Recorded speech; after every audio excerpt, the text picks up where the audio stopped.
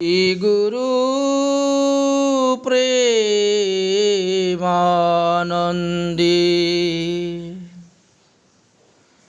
নিতাই গৌর সীতানাথ হরি হরি বল। গুরুবে গৌরচন্দ্রায় রাধিকায় তদালয়ে কৃষ্ণায় কৃষ্ণ ভক্তায় তদ্ভক্তায় নমো নমঃ। সুধী ভক্তবৃন্দগণ, শ্রী শ্রী নরোত্তম দাস ঠাকুর মহাশয়ের বিরচিতা শ্রী শ্রী প্রেম ভক্তি চন্দ্রিকা নামক গ্রন্থ বেশ কয়েকদিন যাবৎ আমরা আস্বাদন করে যাচ্ছি। এই পর্যন্ত আমরা ৩৭টি অধ্যায় আস্বাদন করেছি ১৭টি পর্বের মাধ্যমে। প্রেম ভক্তি চন্দ্রিকার ১৮ পর্বতে আমরা এসে উপস্থিত হয়েছি আজকে, এবং এখানে ৩৮ নম্বর ত্রিপদীটি আস্বাদন করব। নরোত্তম দাস ঠাকুর মহাশয় গিরিধারীর চরণে দাস্য প্রেম ভক্তি লাভ করার জন্য যে আকাঙ্ক্ষা গিরিধারীর চরণে নিবেদন করেছিলেন, সেই বিষয়ে আলোচনা হচ্ছে। মৌসম পতিতে নাই ত্রিভুবনে দেখো চাই, নরোত্তম পাবন নাম ধর, গুশুক সংসারের নাম পতিত পাবন শ্যাম, নিজ দাস কর গিরিধর। শিল ঠাকুর মহাশয় দৈন্য বর্ধিত হইয়া পরাকাষ্ঠা প্রাপ্ত হইয়া তাহার এতাদৃশ্য দৈন্য প্রেমিকের পরিপাক হয়েছিল। দৈন্যস্তু পরম প্রেম্ন পরিপাকেন জন্যতেই। দৈন্যের পরিপাক বশত প্রেম যতই গাঢ়তা প্রাপ্ত হয়, অবিষ্টের সেবার নিমিত্ত উৎকণ্ঠা ততই বৃদ্ধি পাইয়া থাকে। সুতরাং উৎকণ্ঠার উৎকর্ষ দ্বারা প্রেমেরও উৎকর্ষ অনুমোদিত হইয়া থাকে।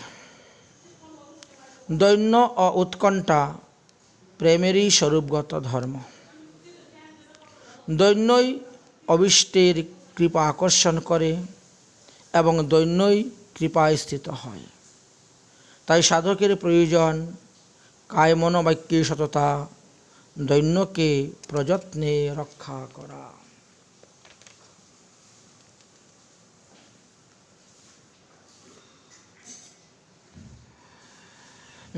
ইয়া বাচেয়া দৈন্যম মত্যংশ্চৌধৈর্যমিতি তৎ, স্তাং যত্নেন ভজেদিস্তৌ নিরুদ্ধানি বরিজয়িত। বৃহৎ ভাগবতামৃতে আলোচনা আছে। যে বাক্য দ্বারা, যে চেষ্টার দ্বারা এবং যে বুদ্ধির দ্বারা দৈন্য স্থিরতা প্রাপ্ত হয়, বুদ্ধিমান সাধক যত্নপূর্বক তদনুরূপ আচরণ করিবেন এবং তদ্বিরুদ্ধ আচরণগুলিকে বর্জন করিবেন। তাই ছিল ঠাকুর মহাশয় প্রেমের মূর্তি হয়েও তিনি দৈন্য প্রকাশ করলেন, কেননা দৈন্যই তাহার শতসিদ্ধি সম্পদ। তাই পরম দৈন্যের আবেগে তিনি বলিতেছেন, মু সম পতিত নাই ত্রিভুবনে দেখো চাই, নরোত্তম পাবন নাম ধর। হে প্রভু শ্রীকৃষ্ণ, এই ত্রিভুবনে আমার ন্যায় পতিত আর অধম বোধহয় কেউ নেই। তুমি একটুকু বিচার করিয়া দেখলে তাহা সহজেই বুঝতে পারবে। ইহাই প্রকৃত দৈন্যের স্বভাব। প্রকৃতই পাপী তাপী অধম পতিত যারা, তাহারা নিজেকেই পাপী বা অধম বলিয়া মনে করে না। যাহারা অপাপ বিদ্ধ মহাত্মা, তাহাদের চরণরেণু স্পর্শে বিশ্ব পবিত্র হইয়া থাকে। তাহারা নিজেকে ত্রিভুবনের সর্বাপেক্ষা পাপী তাপী অধম পতিত বা জগতের ভারস্বরূপ বলিয়া মনে করেন। সুতরাং এই দৈন্য সাধারণ দৈন্য নহে, অসাধারণ মহাগুণশীল। যে ভাগবত ভক্তি, সেই ভাগবত ভক্তি হইতে এই দৈন্যতা জাত হইয়া থাকে। তাই দৈন্য ভক্তের মহাগুণ বা ভক্তের ভূষণ বিশেষ বলিয়া জানতে হইবে। এই দৈন্য ভূষণের ভূমিত হইয়া, এই দৈন্যভূষণে ভূষিত হইয়া এই ভক্ত ভগবত কৃপাকে আকর্ষণ করিয়া থাকেন। তাই শ্রীল ঠাকুর মহাশয় বললেন, হে প্রভু, তুমি আমায় উদ্ধার করিয়া তোমার এই নরোত্তম নামটা সফল করো। নরোত্তম পাবন নামটি তুমি ধারণ করিতেছ। তুমি মানুষের মধ্যে উত্তম, সমস্ত প্রাণীর মধ্যে উত্তম, সমস্ত দেবতাগণের মধ্যে উত্তম। তোমার অনন্ত নামের মধ্যে সর্বাধিক পতিতকে উদ্ধার করিবার সাক্ষীস্বরূপ এই নামটি বিশ্বে জয়গান করিতেছে। এই নামটি পাপী তাপীদের অন্তরে আশার সঞ্চার করুক, ঘুষুক সংসারের নাম। পতিত পাবন শ্যাম নিজ দাস কর গিরিধর। হে শ্যাম সুন্দর, পতিত উদ্ধারের পরাকাষ্ঠা স্বরূপ তোমার এই নরোত্তম নাম, তোমার এই নরোত্তম পাবন নামটি বিশ্বে ঘোষিত হোক। অধম পতিদেরকে তুমি উদ্ধার করো, একথা জগতে জানো। হে গিরিবর প্রভু, তুমি এই দীনজনহির নিজ দাস্য করিয়া সেবাদানে ধন্য করিয়া থাকো। এখানে গিরিবর সম্বোধনের তাৎপর্য হলো এই যে, শ্রীকৃষ্ণ ইন্দ্রযজ্ঞ খণ্ডন করিয়া গিরি গোবর্ধনের পূজা প্রবর্তন করেছিলেন। শ্রীমদ্ ভাগবত দশম স্কন্ধেতে আমরা দেখতে পাই। যার ফলে ইন্দ্র কুপিত হইয়া বজ্র বৃষ্টি সবকে পাঠিয়েছিলেন ব্রজধাম ধ্বংস করার সংকল্পে। প্রলয়কালীন মেঘগণ ইন্দ্রের আদেশে নিযুক্ত হইয়াছিলেন ব্রজে এবং ভয়ঙ্কর ঝড় বৃষ্টি শুরু হয়েছিল। তখন শ্রীকৃষ্ণ ব্রজবাসীদেরকে রক্ষা করিবার নিমিত্ত 7 দিন 7 রাত 7 কোষ লম্বা চড়া সেই গিরিরাজ গোবর্ধন 7 বৎসর বয়সেই এই বিশাল পর্বতকে বামহস্তের কনিষ্ঠ আঙ্গুলে ধারণ করিয়াছিলেন। ব্রজবাসীদেরকে নিরাপদ আশ্রয় প্রদান করেছিলেন। এই জন্য শ্রীল নরোত্তম দাস ঠাকুর মহাশয় বললেন, হে গিরিবর, হে গিরিধর, কামাদির উপগণ প্রলয়কালীন মেঘের ন্যায় অনর্থ বর্ষণ করিয়া আমাকে ভাসাইয়া দুঃখ সিন্ধুর দিকে নিয়ে যাইতেছে। হে প্রভু, তুমি আমায় তোমার চরণ তলের ছায়ায় রাখো, আমাকে রক্ষা করো। তোমার গিরিভর নামটি যথার্থ সার্থক করো, বিধান হোক। এইভাবে নরোত্তম দাস ঠাকুর মহাশয় ভগবান শ্রীকৃষ্ণচন্দ্রের চরণে প্রার্থনা করলেন। তারপরে 39 নম্বর ত্রিপদীতে তিনি বললেন,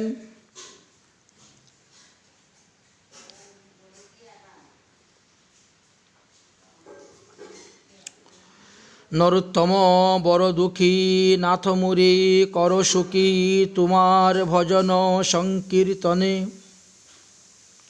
অন্তরায় নাহি যায় এই তো পরম ভয় নিবেদন করি অনুক্ষণে।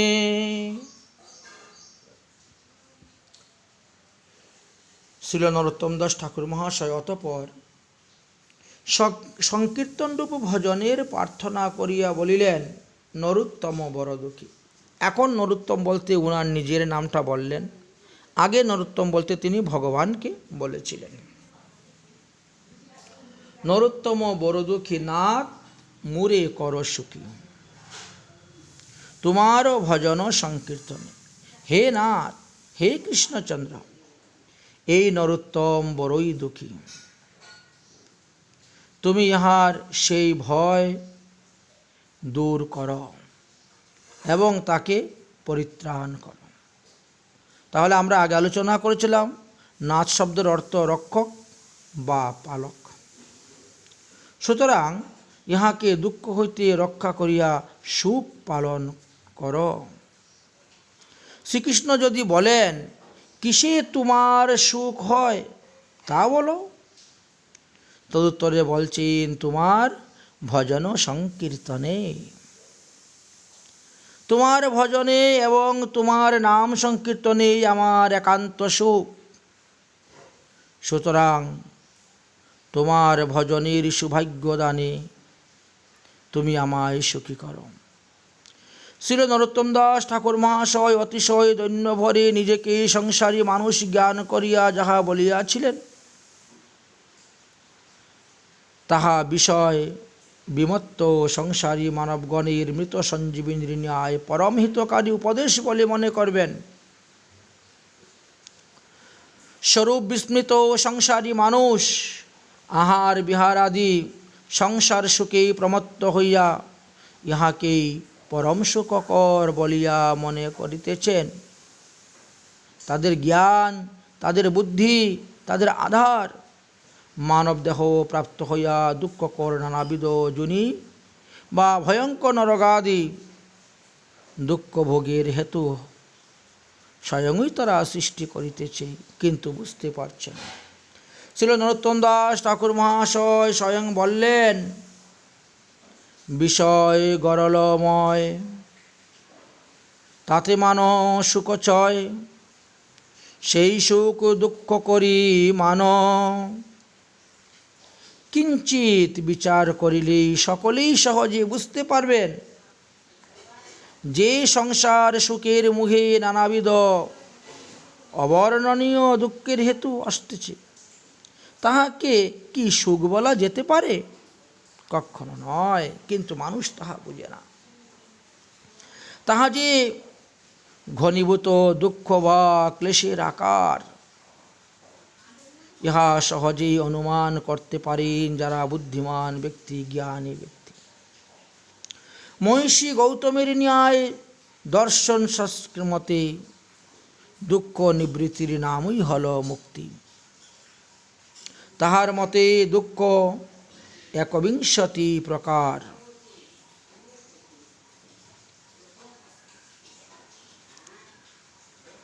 শরীরের মধ্যে কি কি আছেন?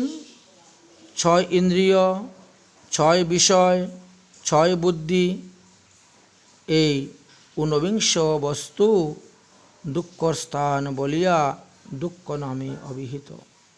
তাহলে শরীর হলো একটা, ৬টা ইন্দ্রিয়, ৬টা বিষয়, ৬টা বুদ্ধি, ৩ × ১৮ আর ১ ১৯। সুখ এবং দুঃখের পরিণাম বলিহা দুঃখ এবং সুখের তো স্বয়ংই আছে। এই ১বিংশতি দুঃখ এই মতে সুখের দুঃখ বলিয়া জানা যায়। আসলে প্রকৃত সুখ এই জড় জগতের বস্তু নয়। তাই বলিয়াছেন, সুখ নাই কবু এ সংসারে, সুখ আছে মায়ার পরপারে। সুখ বলে তুমি দেখো যারে, সে তোমায় দুঃখ দিবার তরে। আছে সুখের আকার ধরে, সর্ব আত্মা গিলিবার তরে। যেমন কেহ নাগিনীরে পুষ্পমালা বলে পরে, তার বিষ সর্বঙ্গ যারে, কেবা বাঁচাইবে তারে, সাধু ধন্যন্তরি ধরে, অকপটে আশ্রয় করে, ঝাড়ায় বাহিরে অন্তরে, তবে ডুবিবে সুখ সাগরে বা সুখ সাগরে। এই সমস্ত তত্ত্বকথার বিস্তারিত ব্যাখ্যা করেছিলেন মদীয় পরমারাধ্য 108 শ্রী শ্রী পরম গুরুদেব মহারাজ কুঞ্জবিহারী দাস বাবাজি মহারাজ। তিনি ভবকূপে জীবের গতি নামক গ্রন্থেতে এই পদ্যছন্দের এই পদটি উল্লেখ করেছিলেন, সেখানে দেখতে পেয়েছিলেন। তাই শ্রীল ঠাকুর মহাশয় বলছেন, নরোত্তম বড় দুঃখী। দুঃখ অল্প বিস্তর আমাদের সকলেরই আছে, দুঃখ ছাড়া কেউ নয়, কিন্তু দুঃখের অনুভবটি আমাদের মধ্যে নাই। যখন বেশি মাত্রায় হয় তখন অনুভব হয়।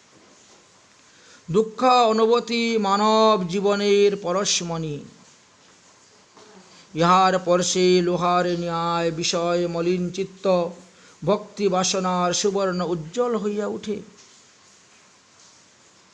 দুঃখ অনুভব করিতে করিতে মানব মহৎ কৃপায় সুখময় গোবিন্দ চরণের দিকে হাত বাড়াইতে পারে। পরিশেষে আনন্দময় শ্রী গোবিন্দের শ্রীপাদপদ্ম সেবালা করিয়া ধন্যাতি ধন্য হইতে পারে। শ্রীল ঠাকুর মহাশয় যেন বলিতেছেন, শ্রীকৃষ্ণ ভজন সংকীর্তনই প্রকৃত আনন্দ। অতএব হে মানব, তোমরা শ্রীকৃষ্ণের ভজন করো। আনন্দময় বা রসময় শ্রীকৃষ্ণের রূপ রস গুণ লীলাদি তাহার আনন্দ স্বরূপতা বা রসরূপতার অভিব্যক্ত শাস্ত্র পুরাণে করে গিয়েছে। সুতরাং শ্রবণ কীর্তনাদি ভজনাঙ্গ সেবনের দ্বারাই ওই রূপ গুণ লীলাদির অখণ্ড রসমাধুর্য ভক্তেরা আস্বাদন করিয়া থাকেন। তোমরাও আস্বাদন করতে পারবে। শ্রীল ঠাকুর মহাশয় যে ভজনের কথা বলিতেছেন, উহা শ্রবণ কীর্তনাদি নববিধা ভক্তি জানিতে হইবে।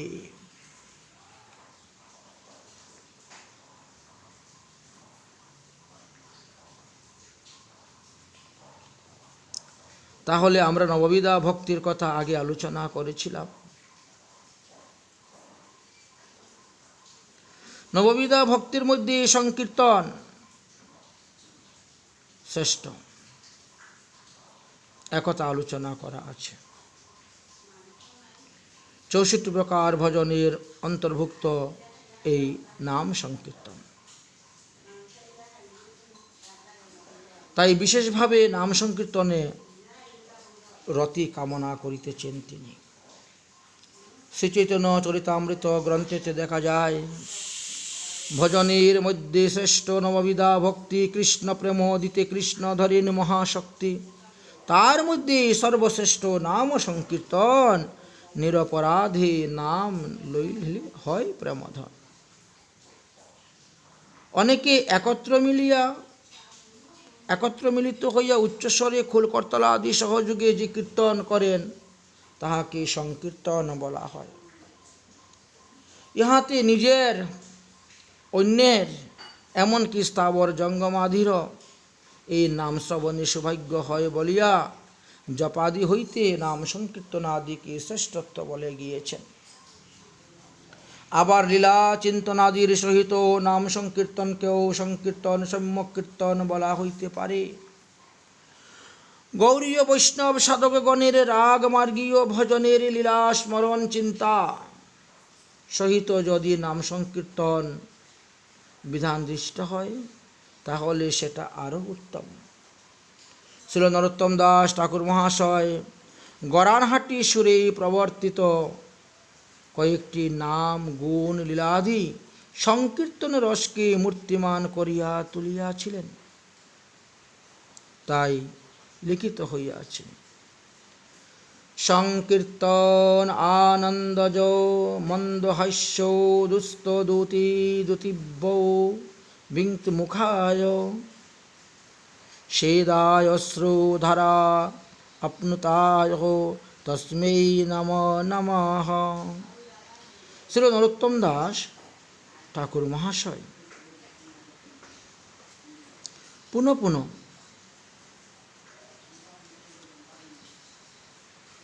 এই কথা বলিয়াছিলেন। সেই ঠাকুর নরোত্তম দাস ঠাকুর মহাশয়কে আমরা পুনঃ পুনঃ প্রণাম করি, যাহাতে ঠাকুর মহাশয়ের কৃপাতে আমরাও নাম সংকীর্তন আনন্দ সুখ লাভ করিতে পারি। অতএব ছিল ঠাকুর মহাশয় একটি অতি মূল্যবান কথা বললেন, অন্তরায় নাহি যায়, এই সেই পরম ভয় নিবেদন করি অনুক্ষণ। ভক্তি সাধনায় এতই অচিন্ত শক্তিশালী যে অপরাধ আদি অনর্থের অভাবে অতি শীঘ্রই সাধক হইতে ভজনের ফল প্রেম লাভের ধন্য হইতে পারে। অন্তরায়ের তারতম্যতা বশতই সাধকের ভজন সাধনে প্রেম লাভের বিলম্ব ঘটে থাকে। যাহারা গুরু বৈষ্ণবের শ্রীচরণাশ্রয় করে সতত অপরাধী ভজন বিঘ্নগুলির দিকে লক্ষ্য রাখিয়া সতর্ক থেকে তারা ভজন করিতেছেন, তারা তাড়াতাড়ি সিদ্ধি লাভ করতে পেরেছেন। তাদের কোনো মতেই অন্তরায় উপস্থিত হয় না। এই জন্য সভয়ে উহাকে পরিহার করিবার জন্যই বলেছেন। এই সকল সতর্ক বাক্য শ্রবণ করিয়া সাধকগণ যদি অপরাধগুলোকে দূরে পরিহরে, তাহলে ভজনের মধ্যে আর অন্তরায় উপস্থিত হবে না। দৈবাৎ কোনরূপে যদি অসৎসঙ্গ বা দুষ্ট সংস্কার বশত তাহাদের নিকট তাদৃশ্য কোনো অন্তরায় উপস্থিত হইলেও তারা অতিশয় অনুতপ্ত হইয়া অধিকতর দৃঢ়ভাবে গুরু বৈষ্ণবের কৃপা এবং ভগবত চরণে শরণাগতি অবিলম্বনে উহাকে শীঘ্রই পরিহার করিয়া থাকেন। শ্রী গুরু বৈষ্ণবের চরণে এবং শ্রী ভগবত পদপদ্মে সকাতর প্রার্থনায় সাধকের সতত এইসব অন্তরায়ের হাত থেকে রক্ষা করিয়া থাকেন। অর্থাৎ সাধকের সকাতর প্রার্থনায় তাহার প্রতি ভগবত কৃপার নিঃসরণ ঘটিয়া থাকে, যাহার ফলে অন্তরায় দূরে পরিহত হইয়া যায়। তাই বলিয়াছেন, নিবেদন করি অনুক্ষণ। তারপরে 40 নং ত্রিপদীতে নরোত্তম দাস ঠাকুর মহাশয় বললেন, আন কথা আন ব্যথা নাহি যেন যাই তথা, তোমার চরণ স্মৃতি সাজে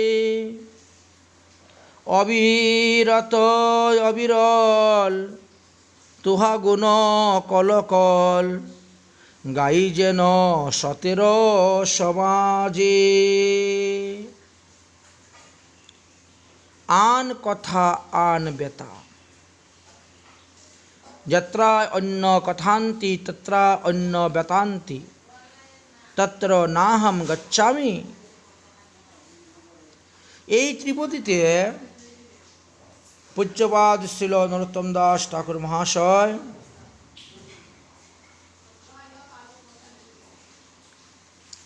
ভজনের বিঘ্নস্বরূপ যে সমস্ত বস্তু তাদেরকে ত্যাগ করার কথা বললেন। এই জন্য তিনি বললেন, সেই আন কথা এবং আন ব্যথা সম্পর্ক ত্যাগ করিয়া শ্রী ভগবত পদপদ্মে স্মৃতিরসে ডুবিয়া থাক। আবার এই ভগবৎ পাদপদ্মে স্মৃতি রসে যারা ডুবিয়া আছেন মহৎ, তাদের সঙ্গে সতত তোমরা অবস্থান করো, শ্রীহরি গুণগানে মত্ত হও এবং এইভাবে ভগবানের চরণে তোমরা প্রার্থনা জ্ঞাপন করো। প্রথমত কৃষ্ণতর প্রসঙ্গ আসক্তি ত্যাগের প্রার্থনায় বলিতেছেন, আন কথা আন ব্যথা নাহি যেন যাই তথা। অর্থাৎ যেখানে কৃষ্ণ কথা ব্যতীত অন্য কথা বা সংসারী কথা হইয়া থাকে,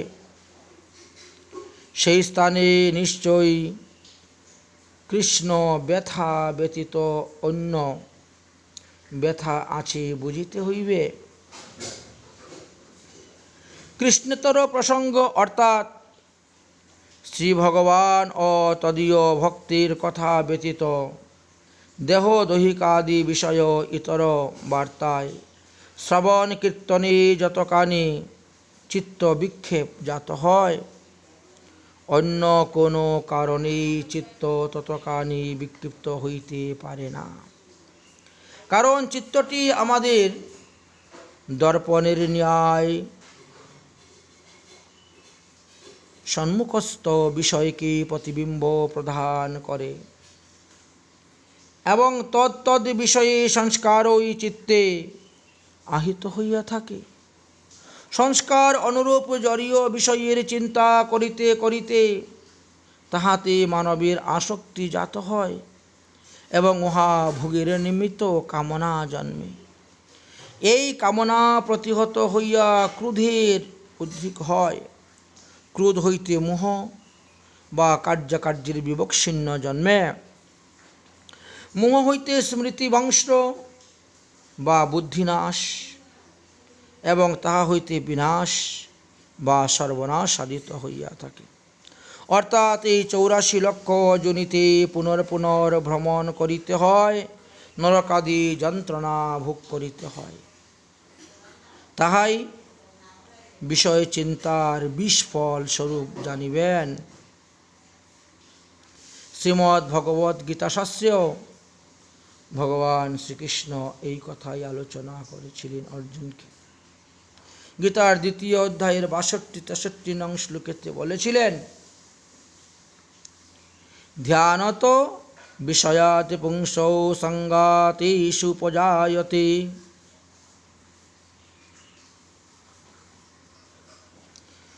ক্রোধৎ ভবতি সন্মোহ স্মৃতিভ্রংশাৎ বুদ্ধিনাশাৎ প্রণশ্যতি। এই জন্য বললেন যে আন কথা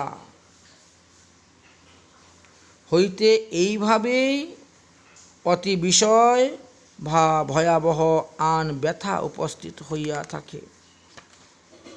তাহলে আমাদের কর্তব্য কি? আমাদের অন্তরের রাগ বা ভালোবাসা শ্রী ভগবানকে একমাত্র যোগ্য আশ্রয়, এটা মনে করতে হবে।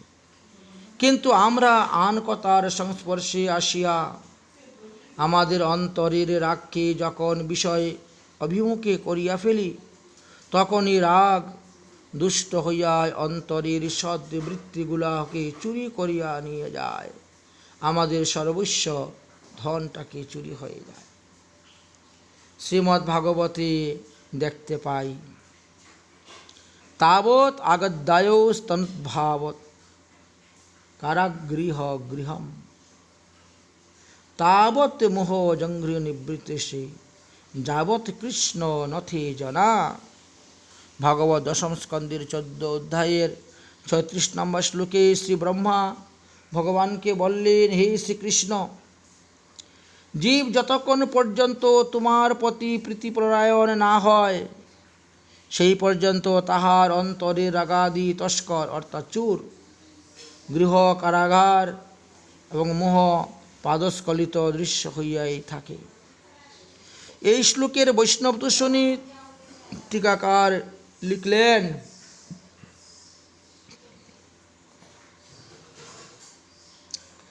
ব্রহ্মা বলিলেন, হে প্রভু, জীবের নিরুপাধি প্রেম সম্পদ, আত্মারও আত্মা তুমি। তাহাদের রাগের অর্থাৎ ভালোবাসার একমাত্র যোগ্য আশ্রয় তুমি। অতএব তাদৃশ্য লক্ষণযুক্ত নিজ স্বামীকে না পাইয়া অস্থিরভাবে ভ্রাম্যমাণ জনগণের রাগ তাহাদের শুভ বাসনা রূপ তোমার ভজন সামগ্রীকে চুরির ন্যায় হরণ করিয়া তাহাদের নিঃস্ব করিয়া দেয়। রাগের অনুবর্তী দয়া দাক্ষিণ্যাদ্ধি হৃদয় বৃত্তি সমূহ তাহার অনুরসে করিহা দুষ্ট হইয়া যায়। দুর্বিষয়ময় গৃহানকুপত তাহাদের দণ্ডভোগের স্থান কারাগার তুল্য হইয়া থাকে। কারণ এই গৃহাদি তোমার স্মৃতি বিরোধী বোধ প্রদান করিয়া থাকে। তাহাদের মোহ তাদৃশ্য অবস্থা বিশেষ প্রাপ্ত হইয়া পাদ শৃঙ্খলবদ্ধ মহাবন্ধনপ্রদ হইয়া থাকে। এই সমস্তই কৃষ্ণতর বিষয় বার্তার সম্পর্কে বিষময় ফল বলিয়া জানিতে হইবে। তাই আন কথা অর্থাৎ বিষয়ের সঙ্গে বিষয়ের কথা ত্যাগ করিয়া সৎসঙ্গে কৃষ্ণকথা শ্রবণ কীর্তনাদি করিতে করিতে আন ব্যথা বা নিদারুণ সংসার যন্ত্রণার পরিবর্তে সাধক অতি বরণীয় বা শ্লাঘনীয় কৃষ্ণ ব্যথা প্রাপ্ত হইয়া থাকে। অর্থাৎ অচিরায় শ্রীকৃষ্ণ চরণে প্রেম লাভ করিয়া শ্রীকৃষ্ণের দর্শন বা সাক্ষাৎ সেবা প্রাপ্তির বস্তু বিচারে উহা পরম সুসাধ্য বলিয়া জানিতে হইবে। এই জন্যই কৃষ্ণ বিরহ ব্যথা ভোগ করিতে প্রাণ চায়। ইহার হেতু হলো এই যে প্রেমই দুইটি কলেবর, একটি হলো মিলন, অপরটি হলো বিরহ। প্রেমিকগণকে সতত শ্রীকৃষ্ণ মিলনানন্দ এবং শ্রীকৃষ্ণ বিরহানন্দে মহাসিন্ধুতে নিমগ্ন হইতে দেখা যায়। জাগতিক সুখ বা দুঃখ বা অপ্রাকৃত সুখ দুঃখ কোনো ধারণাই তাদের দিতে পারে না। কারণ বিশ্বের সুখ দুঃখ পরস্পর প্রতিযোগী বস্তু। সুখানুভবকালে দুঃখের অনুভব থাকে না এবং দুঃখ অনুভবের সময়ে সুখের কোনো সংস্পর্শ থাকে না। কিন্তু প্রেমিক ভক্তগণ যুগপৎ তাহাদের প্রিয়তম শ্রীকৃষ্ণের মিলন আনন্দ এবং বিরহ জ্বালা উভয়ই ভোগ করিয়া থাকেন। বহিবিধ জ্বালা হয়, অন্তর আনন্দময় কৃষ্ণ প্রেমের অদ্ভুত চরিত্র। শ্রীল ঠাকুর মহাশয় বলিতেছেন, যেখানে আন কথা এবং আন ব্যথা নাহি যেন যাই তথা। অর্থাৎ তথায় যেন কখনো আমি না যাই, যাহাতে কৃষ্ণতর বিষয়ের সংস্পর্শ যাইতে না হয়। তাহার সহজ সরল উপায় বলিলেন, তোমার চরণ স্মৃতি মা সাজে। হে প্রভু কৃষ্ণচন্দ্র, তোমার শ্রীচরণ কমলে স্মৃতি যেন আমার হৃদয়কে সততা সাজিয়ে রাখে, শোভা পায়। তারপরে বললেন, মনের স্মরণ প্রাণ ভগবৎ স্মৃতি মনের প্রাণস্বরূপ। স্মৃতিবিহীন মন যেন নিষ্প্রাণ। দেহে প্রাণ থাকিলে যেমন শৃগাল কুকুর আদি নিকটে যায় না, যখন নিষ্প্রাণ হবে তখন নিষ্প্রাণ দেহকে ভক্ষণ করিবার জন্য কুকুর শৃগালরা দৌড়ে আসেন, তারা আনন্দ লাভ করে। তদ্রূপ হরিস্মৃতিতে যে মনে বিরাজ করে, সেখানে কৃষ্ণতর সঙ্গত বা কাম ও ক্রোধাদির উৎপন্ন হইতে পারে না। হরিস্মৃতিবিহীন মনকে লইয়াই তাহারা আনন্দ করিয়া থাকে। এই বিষয়ে গরুড় পুরাণে একটি কথা উল্লেখ আছে।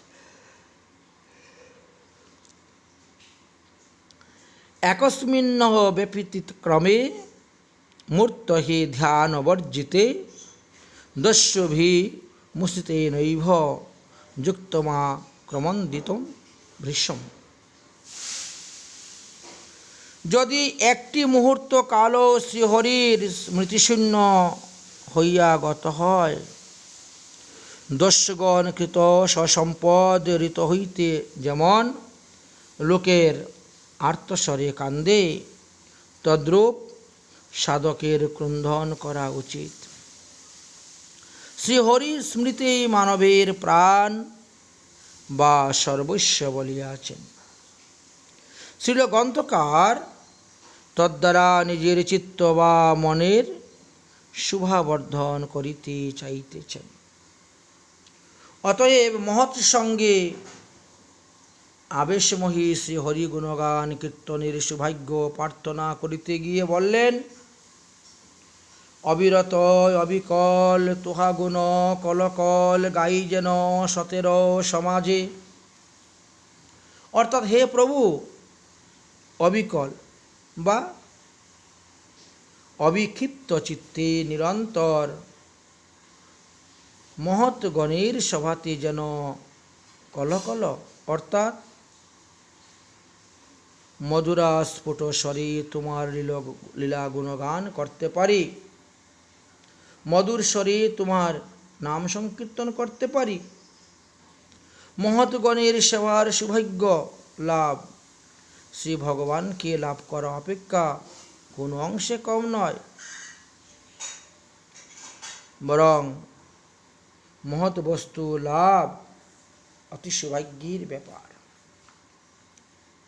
কারণ ইহাতে মহৎগণের করুণা লাভ হইবে, আর মহৎগণের করুণা সহিত ভগবানের সর্বাধিক করুণা যদি একত্রে মিলে যায়, তাহলে সেই সাধক ধন্য হইয়া থাকেন। শ্রীমদ্ ভাগবতী গোপীগীতে আমরা দেখতে পাই ব্রজগোপীগণ কৃষ্ণকথা সংকীর্তনকে ভুরিদা ভুরিদা বলিয়া ব্যাখ্যা প্রদান করিয়াছিলেন। শ্রী রাধারানীর শ্রীমুখে প্রতিজ্ঞা করেছিলেন, আমার কথা বলে যেই আমার মতো হয় সেই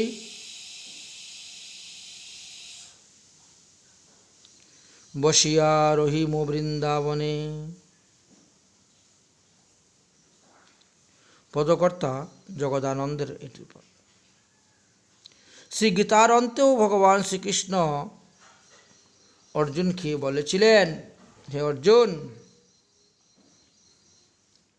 য ইয়ম পরমম গৃহম মধ্যভক্তস্তধি অবিধাস্বতি ভক্তি মহি পরাং কৃত্তা মামে বৈশ্বন্তং সংশয় ন চো তস্মাদ মনুষ্যেষু কশ্চিৎ মহে প্রিয়কীর্তম ভবন্তি ভবিতা ন চৌমে তস্মাদ অন্যং প্রিয়তরো ভুবি।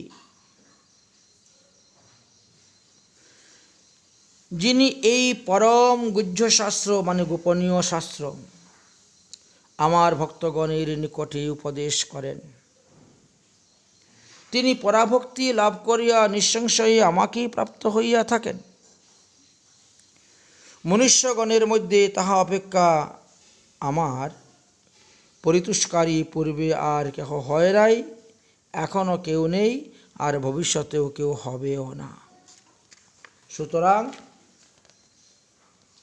তাহা অপেক্ষা এই পৃথিবীতে আমার অতি প্রিয় পূর্বে কেহ হয় নাই, এখনও কেউ নেই, আর পরেও কেউ হবে না। এতদ্ দ্বারা বোঝা গেল যে ভক্তের নিকট ভগবানের কথা কীর্তনকারী যে শ্রীকৃষ্ণ সর্বাধিক প্রীতিপাত্র, তাহা প্রমাণিত হল এই 40 নং ত্রিপদীতে। তারপরে 41 নং ত্রিপদীতে বললেন, অন্য ব্রত অন্য দান নাহি করো বস্তু জ্ঞান, অন্য সেবায় অন্য দেব পূজা। আহা কৃষ্ণ বলি বলি বেড়াবো আনন্দ করি, মনে আর নাহি যে ন দুজা। শ্রীমৎ মহাপ্রভুর কৃপা হলে এই 41 নং ত্রিপদীটি আমরা পরবর্তী পর্বতে আলোচনা করব। আজকের মতন শ্রী শ্রী প্রেম ভক্তি চন্দ্রিকা নামক গ্রন্থ আস্বাদন এখানেই বিশ্রাম। নিতাই গৌর প্রমানন্দে হরি হরি বল। হরে কৃষ্ণ কৃষ্ণ কৃষ্ণ হরে হরে, হরে রাম রাম রাম হরে হরে।